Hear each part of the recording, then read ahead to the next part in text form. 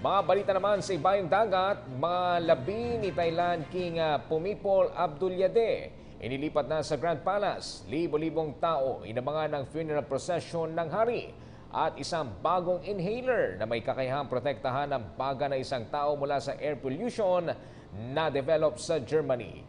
Yan po ang globalita ni Jeng Margarejo. Inilipat na sa Grand Palace ang mga labi ni Thailand King Pumipol Abdulyadeh. Inabangan ng libu-libong tao ang funeral procession ng hari mula sa ospital hanggang sa Grand Palace.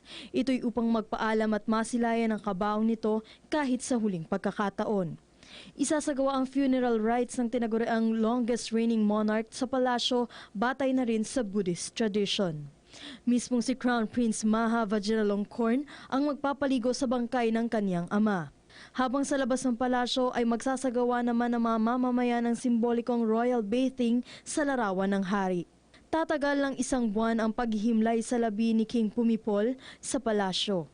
Idineklara kahapon ng public holiday sa Thailand kung saan umpisa na rin ito para sa 1 taong pagluluksa para sa kamatayan ng hari, kung saan ang lahat ng kawani ng pamahalaan ay inaatasang magsuot ng itim na damit. Samantala, isang bagong inhaler ang naimbento ng mga siyentipiko mula sa Germany. Ang naturang inhaler ay hindi lamang kayang protektahan ang iyong baga mula sa air pollution, kundi mainam na asthma at lung cancer.